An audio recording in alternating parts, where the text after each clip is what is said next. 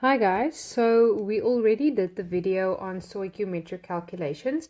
Now we are throwing in something a little bit more challenging, and that is a limiting reactant. So sometimes in a chemical reaction you don't have enough of one substance to keep the reaction going. So even if you have a lot of the other substance, the reaction will stop once the first reactant is finished. So let's make this simple. So imagine you are making lucky packets. So each packet needs 2 sweets and 1 toy. So I have my packet and I need 2 sweets and 1 toy. There's my lucky packet. This is like my recipe. So let's say I went to the supermarket and I could buy 3 toys because I bought them individually, but my sweets only came in packets of 10. So now I have, let's just make it circles. I'm going to change it now. Let's say I have 10 circles. Sweets. Now I need to make my packets. So what's going to happen is I'm going to use 1 sweet, 1 toy and 2 sweets. 1 packet, 2 sweets. 1 packet, 2 sweets. So we'll see that my lucky packets, I will only be able to make 3. So there's my 3 toys and then my 2 sweets. So I used this up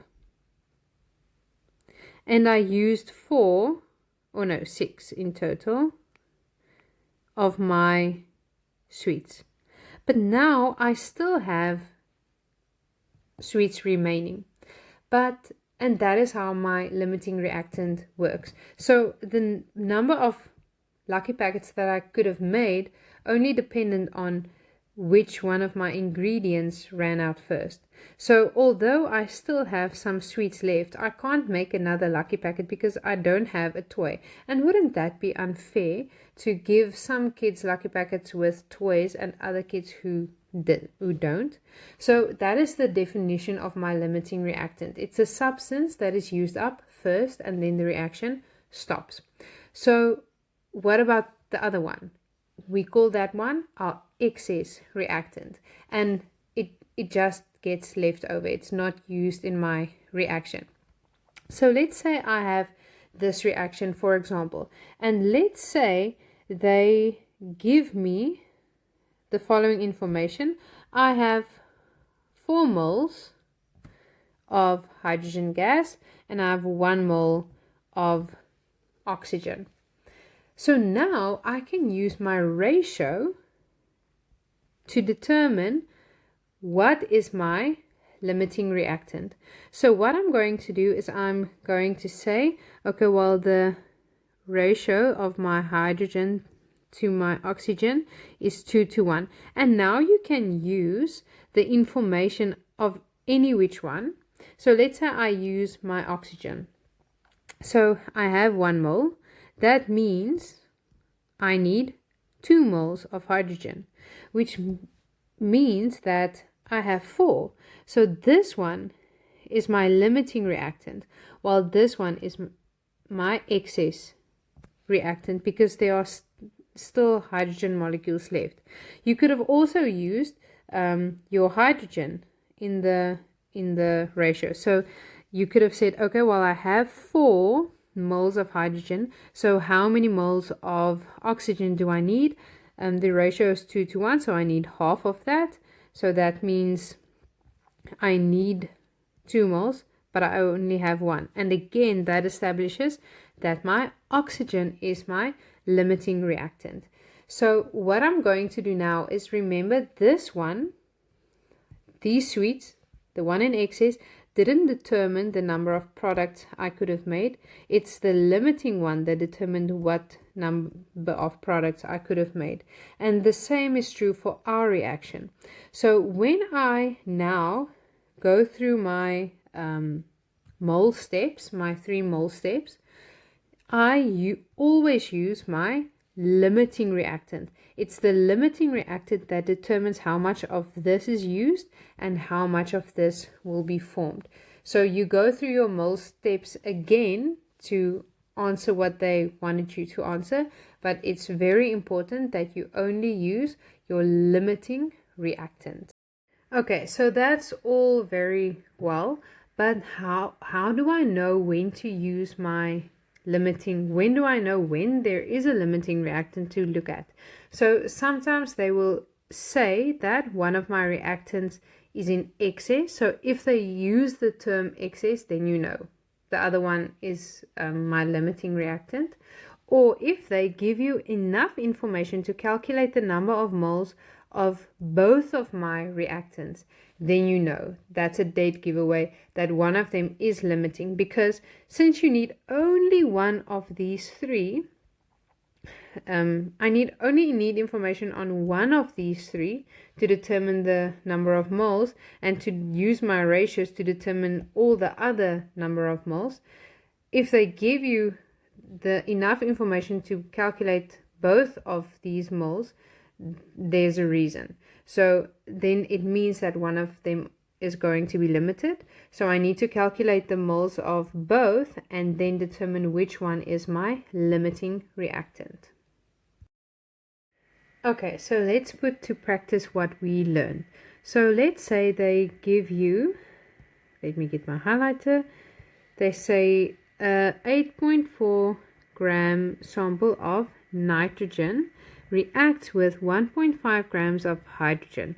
The balanced, very important to see whether it's balanced or unbalanced, is that determine A, which reactant is the limiting reactant, and B, the mass of ammonia that can be produced.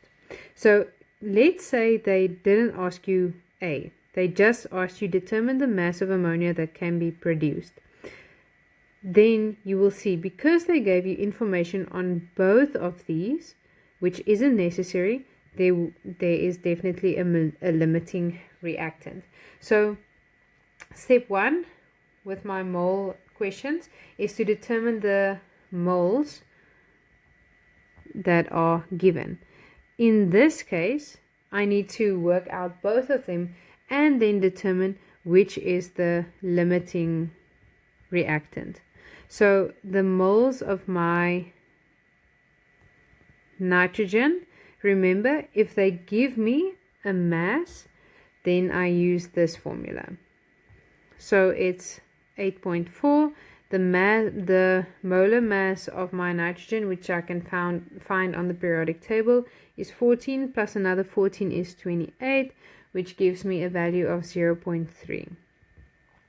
And I do the same for my hydrogen. Remember, if this was just a regular reaction, I could have stopped here and then used this mole and my ratios to determine the moles of the one in question. But since it's a limiting reactant, I need both to determine which one is limiting. And since they gave me mass again, I'm going to use this formula. Remember, there are 2 hydrogens, each with a molar mass of 1, which means the molar mass of that molecule is 2. Okay, so these are my moles. So now I look at what the ratio is. So the ratio of nitrogen to hydrogen is 1 to 3. Remember, I look at the values here in front. If there isn't anything, it's a 1. So that means, and now you can use either which one. I think it would just be easier to say, okay, if I have 0.3 moles of nitrogen, I need triple that amount of hydrogen. Again, you could have used this one and then divided by 3, but you would have seen that my hydrogen, this one, is limiting, is my limiting reagent.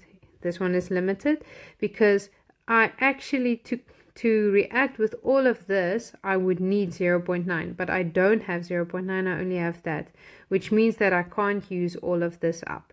So going forward, I am only going to use the number of moles of my hydrogen, this one, and you can make a note so that you remember. Okay, so, but I have done part A of my question. Now I need to do part B. So the mass of ammonia, so now I can go into step 2 of my stoichiometric calculations to determine the mole of the one in question, the one they asked me about, and I do this with the ratios. And remember, I use the limiting one, so the ratio is 3 to 2, which means if I have 0.75 of this one, how much would I need of this one? So remember, 0.75 is equivalent to 3 parts, but I need only 2 parts. So what I can do is I can divide by 3 to see what is the value of only 1 part, and then I can just multiply by 2 to get, so divide, multiply to get the number of moles of ammonia, and that would be 0.5, or whichever way you want to determine that. And then I simply change the moles into the quantity, and they asked for mass, so I'm going to change it. And again, then I'm using this formula, but now I have the moles. The mass is what I need. The molar mass is 14 plus 1 plus 1 plus 1, which is 17. So in order to get rid of the division on this side, I go and multiply the 0.5 with the 17, and I get a mass of 8.5 grams. So that is all there is to it with my limiting reactants, and this is extra exercise for the normal stoichiometric calculations as well. In the next video, we are going to tackle percentage purity and percentage yield, so make sure you don't miss that one.